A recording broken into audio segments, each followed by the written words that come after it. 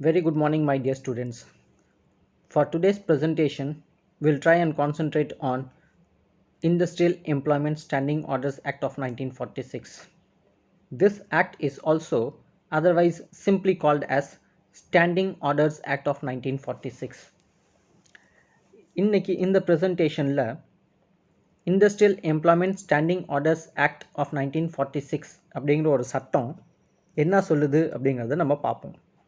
இந்த சட்டத்தை சுருக்கமாக சொல்லணும் அப்படின்னா கூட நம்ம ஸ்டாண்டிங் ஆர்டர்ஸ் ஆக்ட் ஆஃப் 1946 அப்படின்னு நம்ம சொல்லுவோம். இப்போ இதை ஆரம்பிக்கக்குள்ள to start with I would like to begin with the object of this act. ஒரு சட்டத்துக்கும் ஒரு அப்ஜெக்டிவ் இருக்கும், ஒரு நோக்கம் இருக்கும். இந்த சட்டத்தோட ஆப்ஜெக்ட் என்ன அப்படின்னு பார்த்தீங்கன்னாக்கா, it is simple and easy to understand. It chase it is an act to require employers in industrial establishments formally to define conditions of employment under them. ஒரு தொழிற்சாலையில் பணிபுரியக்கூடிய தொழிலாளர்கள் எல்லாருக்கும் என்ன கண்டிஷன்ஸ் ஆஃப் எம்ப்ளாய்மெண்ட் இருக்குது அப்படிங்கிறத அவங்களுக்கு ஃபார்மலாக டிஃபைன் பண்ணணும். தட் இஸ், ஒரு நிறுவனத்தில் பணிபுரியக்கூடிய தொழிலாளர்கள் எந்த கண்டிஷன்ஸுக்கு உட்பட்டு அவங்கள எம்ப்ளாய் பண்ணணும், இல்லை என்னென்ன கண்டிஷன்ஸ் இருக்குது அப்படிங்கிறத ஃபார்மலாக டிஃபைன் பண்ண வைக்கிறதுக்கு தான் இந்த சட்டம். தட் இஸ், முறையாக ஒரு தொழிற்சாலையிலையும் பணிபுரியக்கூடிய தொழிலாளர்கள் எந்த கண்டிஷன்ஸுக்கு உட்பட்டு அவங்கள எம்ப்ளாய் பண்ணப்படுறாங்க இல்லை எம்ப்ளாய் பண்ணுறாங்க அப்படிங்கிறத ஃபார்மலாக டிஃபைன் பண்ணணும் அப்படிங்கிறது தான் இந்த சட்டத்தோட முக்கியமான objective. Well, let us go into the details of this particular act. இப்போ டீட்டெயில்ஸ் போகணும் அப்படின்னு பார்த்தீங்கன்னாக்கா, will begin with first section. இந்த சட்டத்தில் ஃபர்ஸ்ட் செக்ஷன் என்னத்தை பற்றி சொல்லுது அப்படின்னு பார்த்தீங்கன்னாக்கா, short title, extent and application. Short title அப்படின்னாக்கா, this act may be called the industrial employment standing orders act of 1946. Short title அப்படின்னா இந்த சட்டத்துக்கு சுருக்கமாக என்ன டைட்டில் கொடுத்துருக்காங்க அப்படிங்கிறது தான். ஷார்ட் டைட்டில்னாக்கா இந்த சட்டத்தோட என்ன பேரோ அதை மட்டும் நம்ம எழுதிடுவோம், வருஷத்தோடு சேர்த்தும் எழுதுவோம். என்ன எழுதணும்? இண்டஸ்ட்ரியல் எம்ப்ளாய்மெண்ட் ப்ராக்கெட்டில் ஸ்டாண்டிங் ஆர்டர்ஸ் ஆக்ட் 1946 அப்படிங்கிறது ஷார்ட் டைட்டில். எக்ஸ்டென்ட் அப்படின்னு பார்த்தீங்கன்னாக்கா, இந்த சட்டம் எங்கெல்லாம் பொருந்தும் அப்படிங்கிறது தான் எக்ஸ்டென்ட். எக்ஸ்டென்ட்னா where this act can be made or where this act can be extended. இப்போ சிம்பிளாக சொல்லணும் அப்படின்னு பார்த்தீங்கன்னாக்கா, it extends to the whole of India. இந்த சட்டம் இந்தியாவில் இருக்கக்கூடிய எல்லா மாநிலத்துக்கும் பொருந்தும் அப்படின்னு இந்த சட்டம் சொல்லுது. இன்னொரு விஷயம் நீங்கள் என்ன கவனிக்கணும் அப்படின்னு பார்த்தீங்கன்னாக்கா, ஆரம்பத்தில் இந்த சட்டம் this act is applicable to all over India except the state of Jammu and Kashmir அப்படின்னு இருந்தது when this act was enacted. இந்த சட்டம் உருவாக்குறப்ப இந்த சட்டம் இந்தியாவில் உள்ள எல்லா மாநிலத்துக்கும் பொருந்தும், ஆனால் ஜம்மு அண்ட் காஷ்மீரை தவிர அப்படின்னு இருந்தது. இப்போ இந்த ஜம்மு அண்ட் காஷ்மீரை தவிர இந்த word except the state of Jammu and Kashmir அப்படிங்கிறது 1970 அமெண்ட்மெண்ட்டில் அதை ரிமூவ் பண்ணிட்டாங்க. அப்போ 1970க்கு அப்புறம் after 1970 this act came to be applicable all over India. So this act is applicable to all over India as of now. இப்போதைக்கு இந்த சட்டம் இந்தியாவில் உள்ள எல்லா மாநிலத்துக்கும் பொருந்தும் அப்படிங்கிறது தான் extend.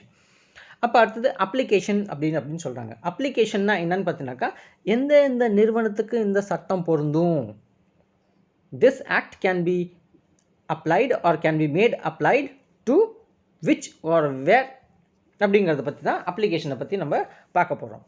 It simply states that it is applied to every industrial establishment where 100 or more workmen are employed or were employed on any day of the preceding 12 months. Legal terminology கொஞ்சம் கஷ்டமாக இருக்கும், but try and understand. It is simple and easy to understand. This act is applicable to every industrial establishment. அப்படின்னா இந்தியாவில் இருக்கக்கூடிய ஒரு தொழிற்சாலைக்கும் இந்த சட்டம் பொருந்தும். அப்புறம் என்ன சொல்கிறாங்க? wherein 100 or more workmen are employed. எங்கெல்லாம், எந்த நிறுவனத்துலலாம், எந்த தொழிற்சாலையிலலாம் 100 தொழிலாளர்கள் பணிபுரிகிறாங்களோ, அப்புறம் என்ன சொல்கிறாங்க, ஆர் எம்ப்ளாய்டு, இல்லை 100 தொழிலாளர்கள் புரிந்தாங்களோ, பாஸ்ட் டென்ஸ். இன்றைக்கி 100 பேர் இல்லை, பட் 100 பேர் வேலை செஞ்சுட்டு இருந்தாங்க. அப்புறம் மூணாவது விஷயம் என்ன சொல்லணும்னு பார்த்தீங்கன்னாக்கா, or were employed on any day of the preceding 12 months. அப்படின்னா என்ன, முடிஞ்சு போன 12 மாதம் காலகட்டத்தில் என்னைக்காவது ஒரு நாள் கூட, என்னைக்காவது ஒரு நாளைக்கு 100 பேர் அந்த தொழிற்சாலையில் பணிபுரிந்திருந்தாங்க அப்படின்னாக்கா அந்த நிறுவனத்துக்கு இந்த சட்டம் பொருந்தும். இதுதான் அப்ளிகேஷன் ஆஃப் தி ஆக்ட். அடுத்தது என்னென்னு பார்த்தீங்கன்னாக்கா, செக்ஷன் 2 டாக்ஸ் அபவுட் இன்டர்பிரிட்டேஷன். எல்லா சட்டத்துலையும் பார்த்தீங்கன்னாக்கா செக்ஷன் 2 மேக்ஸிமம் இன்டர்பிரிட்டேஷன் அப்படின்னு சொல்லுவாங்க. இன்டர்பிரிட்டேஷன்னா இந்த சட்டத்தில் என்னென்ன வேர்ட்ஸ் வருதோ அந்த வேர்ட்ஸை டிஃபைன் பண்ணியிருப்பாங்க. Almost all words that is covered under a particular act comes under interpretation. That means you will find the definition of this of various words used in this act. அப்போ இந்த சட்டத்தில் நிறைய definition இருக்குது. டீட்டெயில்ஸாக எல்லா ஒரு definition போக வேண்டாம். But let me tell you what an appropriate government is. இந்த section 2 clause B for basket. இப்போ இந்த செக்ஷன் 2Bயில் அப்ரோப்ரியேட் கவர்மெண்ட்னா என்னன்னு சொல்கிறாங்க. அப்ரோப்ரியேட் கவர்மெண்ட் அப்படின்னாக்கா அரசாங்கத்தை குறிக்குது. இப்போ எந்த தொழிற்சாலை மத்திய அரசாங்கம் கட்டுப்பாட்டுக்குள்ளே வருதோ, that is all those factories or establishments or industrial establishment which is directly controlled by the central government, அந்த நிறுவனத்துக்கெல்லாம் சென்ட்ரல் கவர்மெண்ட் தான் appropriate government. For example railways, port, mine, oil field extra. இதெல்லாம் மத்திய அரசாங்கத்தால் கட்டுப்படுத்தப்படக்கூடிய ஒரு சில நிறுவனங்கள். இந்த நிறுவனத்தில் பார்த்தீங்கன்னாக்கா அப்ரோப்ரியேட் கவர்மெண்ட்னா சென்ட்ரல் கவர்மெண்ட். அப்புறம் எந்த நிறுவனம் எல்லாம் all those factories which come under the control of state government, எந்த தொழிற்சாலை எல்லாம், எந்த நிறுவனம் எல்லாம், எந்த இண்டஸ்ட்ரியல் எஸ்டாப்ளிஷ்மெண்ட் எல்லாம் மாநில அரசாங்கத்தால் கட்டுப்படுத்தப்பட்டிருக்குதோ அந்த நிறுவனத்தை பொறுத்த வரைக்கும் அப்ரோப்ரியேட் கவர்மெண்ட் மாநில அரசாங்கம். I hope you understand. அப்போ இன்டர்பிரிட்டேஷனில் அப்ரோப்ரியேட் கவர்மெண்ட் அப்படின்னாக்கா 2 இருக்குது, central government and state government 2ம். ஆனால் எந்த நிறுவனம் யாரால் கட்டுப்படுத்தப்படுறதோ அந்த நிறுவனத்துக்கு கட்டுப்படுத்தப்படக்கூடிய அந்த அரசாங்கம் தான் அப்ரோப்ரியேட் கவர்மெண்ட். ஓகே, இப்போ அடுத்த டெஃபினேஷன் என்ன அப்படின்னு பார்த்தீங்கன்னாக்கா section 2 clause C for cat. Section 2Cயில் சர்டிஃபையிங் ஆஃபீஸர் அப்படின்னு ஒரு டெஃபினேஷன் பார்ப்போம். சர்டிஃபையிங் ஆஃபீஸர் அப்படின்னாக்கா இந்த ஸ்டாண்டிங் ஆர்டரை யார் சர்டிஃபை பண்ணுறாங்களோ, இந்த ஸ்டாண்டிங் ஆர்டர் நான் சர்டிஃபை பண்ணுறேன்னு யார் கீழே சைன் பண்ணி சீல் வைக்கிறாங்களோ அவங்கள நம்ம சர்டிஃபையிங் ஆஃபீஸர் அப்படின்னு நம்ம சொல்லுவோம். As far as this particular act is concerned, certifying officer is referred to, that means a labor commissioner or a regional labor commissioner. இப்போ சர்டிஃபையிங் ஆஃபீஸர் இந்த சட்டத்தில் யாராக இருப்பாங்க அப்படின்னு பார்த்தீங்கன்னாக்கா லேபர் கமிஷனராக இருக்கலாம், இல்லை ரீஜனல் லேபர் கமிஷனராக இருக்கலாம். இவங்க யாரால் அப்பாயிண்ட் பண்ணப்படுறாங்கன்னு பார்த்தீங்கன்னாக்கா அப்ரோப்ரியேட் கவர்மெண்ட்டால் அப்பாயிண்ட் பண்ணப்படுறாங்க. That is interpretation. இப்போ இந்த இன்டர்பிரிட்டேஷன் டீட்டெயிலாக போனீங்கன்னாக்கா நிறைய டெஃபினேஷன் இருக்குது, அது நம்ம ஒன்று ஒன்றா டீட்டெயிலாக பார்க்க முடியாது. Now let me pass on to section 3. Section 3 என்னத்தை பற்றி சொல்லுதுன்னு பார்த்தீங்கன்னாக்கா submission of draft standing orders. இப்போ இந்த submission of draft standing order சொல்கிறதுக்கு முன்னாடி different types of standing orders என்ன அப்படின்னு நம்ம புரிஞ்சுக்கணும். ஸ்டாண்டிங் ஆர்டர்னால் என்ன, கண்டிஷன்ஸ் ஆஃப் எம்ப்ளாய்மெண்ட்டை டிஃபைன் பண்ணக்கூடிய ஒரு சட்டம்.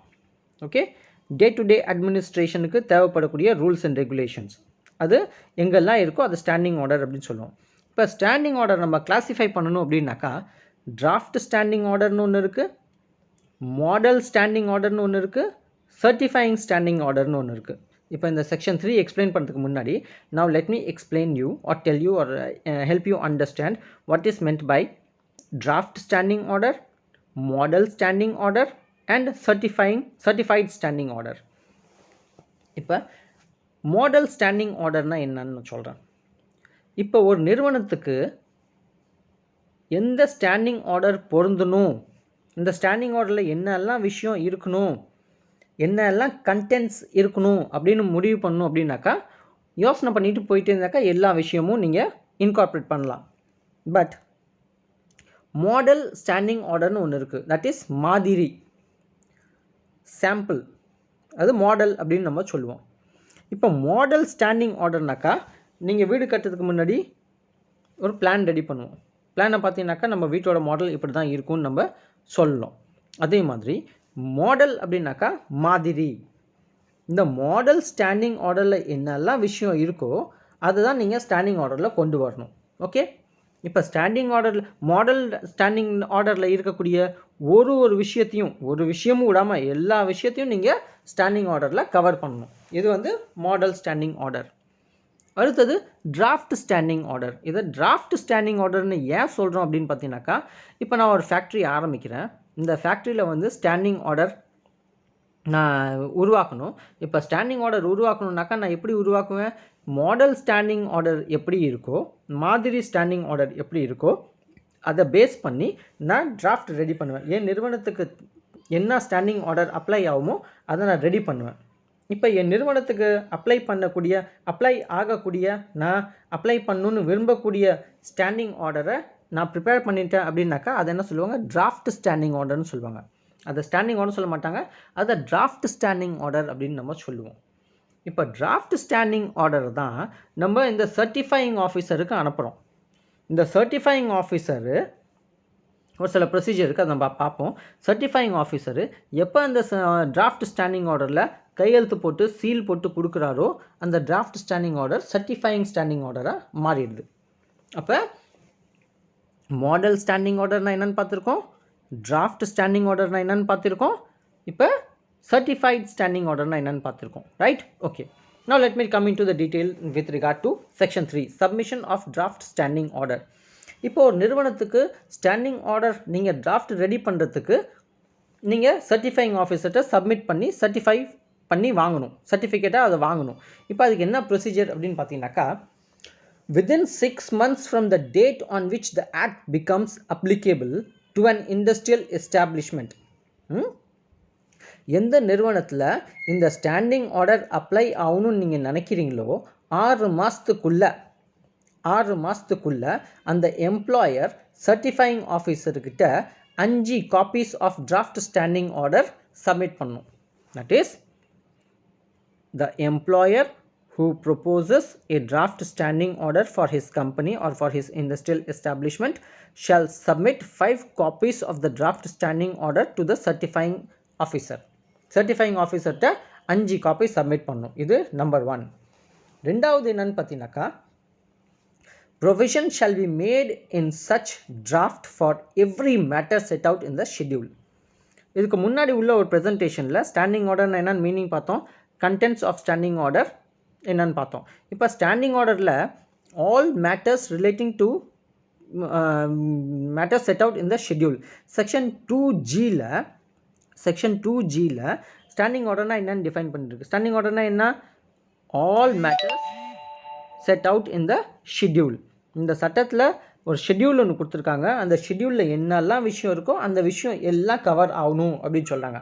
அப்போ ஒரு டிராஃப்ட் ஸ்டாண்டிங் ஆர்டர் நீங்கள் ரெடி பண்ணீங்க அப்படின்னாக்கா அந்த ஷெட்யூலில் இருக்கக்கூடிய விஷயம் எல்லாத்தையும் நீங்கள் இதை கவர் பண்ணணும். That is, we simply or we can also say the draft standing order should be in conformity with model standing order. இப்போ நீங்கள் டிராஃப்ட் என்ன ப்ரொப்போஸ் பண்ணுறீங்களோ அது எப்படி இருக்குன்னு பார்த்தீங்கன்னாக்கா மாடல் ஸ்டாண்டிங் ஆர்டர் எப்படி இருக்கோ அதே மாதிரி தான் இருக்கணும்.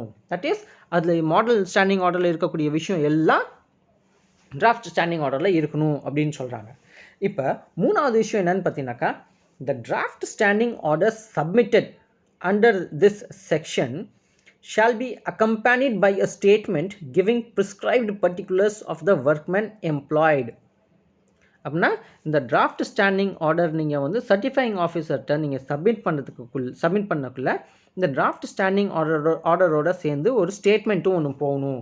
இந்த ஸ்டேட்மெண்ட்டில் என்ன டீட்டெயில்ஸ் இருக்கும், என்ன பர்டிகுலர்ஸ் இருக்கும், என்ன விஷயம் இருக்கும் அப்படின்னு பார்த்தீங்கன்னாக்கா, workmen's employed in industrial establishment, ஒரு ஃபேக்ட்ரிக்குள்ளே இந்த நிறுவனத்துக்குள்ளே யாரெல்லாம் ஒர்க்கர்ஸ் எம்ப்ளாய் பண்ணியிருக்கோம் அப்படின்னு. Including the name of the trade union. அங்கே ட்ரேட் யூனியன் ஏதாவது இருந்தது அப்படின்னாக்கா அந்த ட்ரேட் யூனியனோட பேர், ஒரு ஒர்க்கர் எந்த ட்ரேட் யூனியனில் மெம்பராக இருக்காங்க அப்படிங்கிற விஷயமும் நம்ம இந்த டிராஃப்ட் ஸ்டாண்டிங் ஆர்டரோட சேர்த்து இந்த ஸ்டேட்மெண்ட்டில் டீட்டெயில்ஸ் நம்ம சப்மிட் பண்ணணும். அடுத்தது என்னன்னு பார்த்தீங்கன்னாக்கா, a group of employers in similar industrial establishments may submit a joint draft of standing orders under this section. இப்போ ஒரு எம்ப்ளாயருக்கு 3-4 நிறுவனம் இருக்குது, 3-4 ஃபேக்ட்ரி இருக்குது அப்படின்னாக்கா 3-4 நிறுவனத்துக்கு தனித்தனியாக ஸ்டாண்டிங் ஆர்டர் அவர் டிராஃப்ட் ரெடி பண்ணணும்னு அவசியம் இல்லை. இஃப் அவன் அந்த எம்ப்ளாயர் நினச்சாக்கா 4-5 நிறுவனத்துக்கும் சேர்ந்து ஒரே டிராஃப்ட் ஸ்டாண்டிங் ஆர்டரை அவர் சப்மிட் பண்ணலாம் அப்படின்னு நம்ம இந்த செக்ஷன் 3ல் நம்ம பார்க்குறோம். இப்போ சப்மிஷன் ஆஃப் டிராஃப்ட் ஸ்டாண்டிங் ஆர்டர்ஸ்னால் என்ன? ஒரு எம்ப்ளாயர் புதுசாக நிறுவனம் ஆரம்பிக்கக்குள்ள டிராஃப்ட் ஸ்டாண்டிங் ஆர்டர் சப்மிட் பண்ணணும் அப்படின்னாக்கா என்ன செய்யணும் அப்படிங்கிறத நம்ம இதில் பார்த்தோம். அடுத்தது என்னன்னு பார்த்தீங்கன்னாக்கா section 4 talks about conditions for certification of standing order. இப்போ conditions for certification of standing order அப்படின்னாக்கா, இந்த டிராஃப்ட் ஸ்டாண்டிங் ஆர்டர் நீங்கள் ரெடி பண்ணிட்டீங்க, இந்த employer draft standing order ready பண்ணிவிட்டு சர்டிஃபையிங் ஆஃபீஸர்கிட்ட சப்மிட் பண்ணிட்டாரு. இப்போ இந்த சர்டிஃபையிங் ஆஃபீஸர் இந்த டிராஃப்ட் ஸ்டாண்டிங் ஆர்டரை சர்டிஃபை பண்ணணும், கையெழுத்து போட்டு சீல் வச்சு அங்கீகரிக்க வேண்டும் என்றால் என்னென்ன கண்டிஷன்ஸ் நீங்கள் ஃபுல்ஃபில் பண்ணணும் அப்படிங்கிறத நம்ம பார்ப்போம்.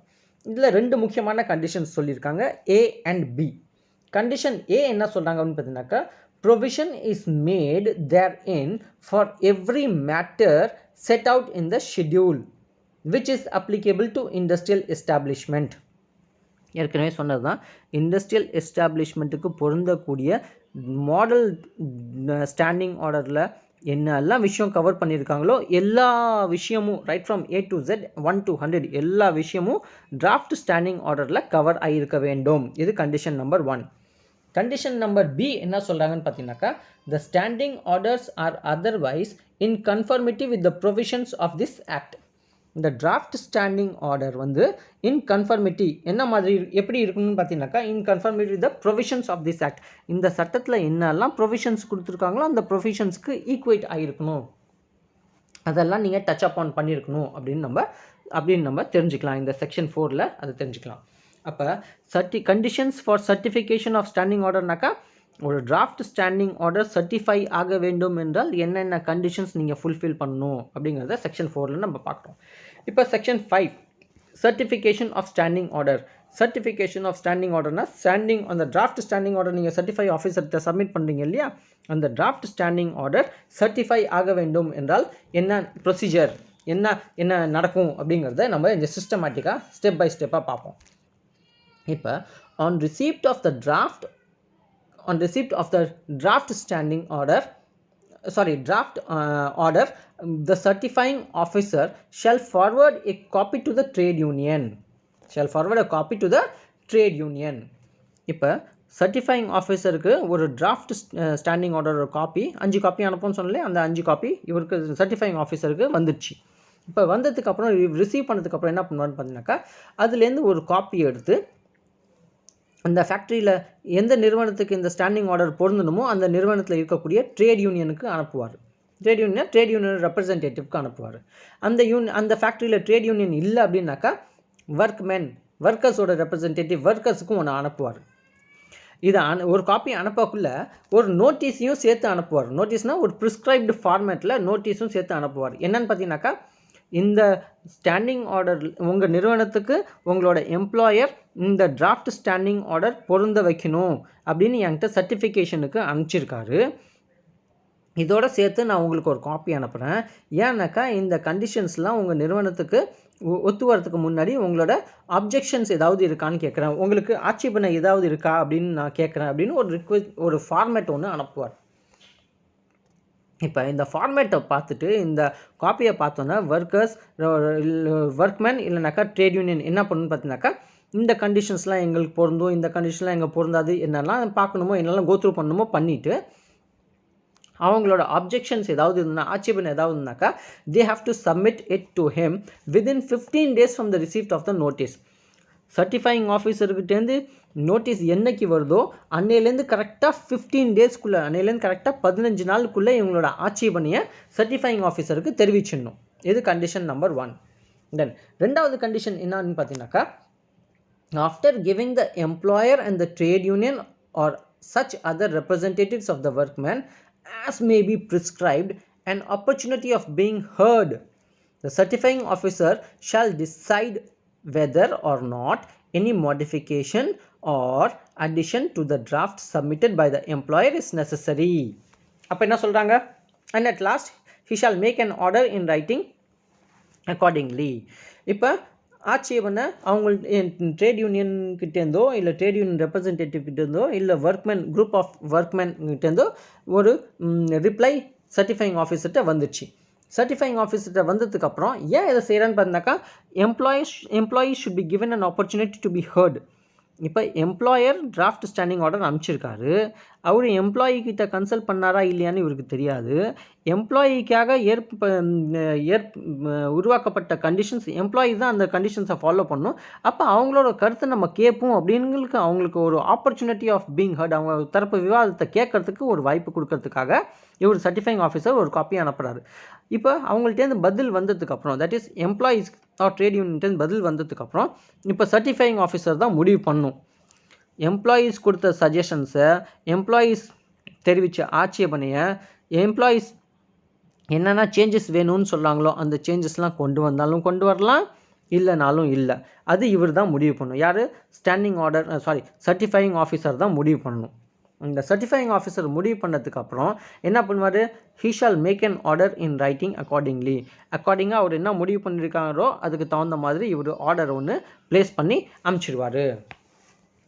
இப்போ ஆர்டர் ரெடி பண்ணிடுவார். ஓகே, தென் என்ன சொல்கிறாங்கன்னு பார்த்தீங்கன்னாக்கா, the certifying officer shall certify the draft standing order after making modifications therein which his order under subsection 2 may require, and shall within 7 days thereafter send copies of the standing order,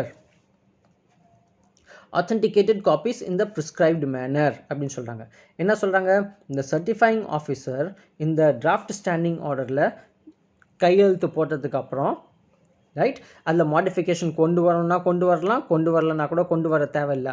அவர் என்ன முடிவு பண்ணுறாரோ அதில் கையெழுத்து போட்டதுக்கப்புறம், என்னைக்கு கையெழுத்து போடுறாரோ within 7 days 7 நாளுக்குள்ளே அந்த காப்பீஸை, இந்த சர்டிஃபைட் காப்பீஸை, அந்த ஆத்தென்டிகேட்டட் காப்பீஸை ப்ரிஸ்கிரைப்டு மேனரில் அவரோட ஆர்டரோடு சேர்த்து, அவர் என்ன ஒரு லெட்டர் மாதிரி ஒரு ஆர்டர் ஒன்று கொடுப்பாரு, அந்த ஆர்டரோடு சேர்த்து அந்த எம்ப்ளாயருக்கு, அந்த ட்ரேட் யூனியனுக்கும் அனுப்பிச்சிடுவாங்க. தட் இஸ் எம்ப்ளாயருக்கும் அனுப்புவாங்க, ட்ரேட் யூனியன் ரெப்ரசன்டேட்டிவ்க்கும் அனுப்புவாங்க. This is with regard to certification of standing order. Thank you.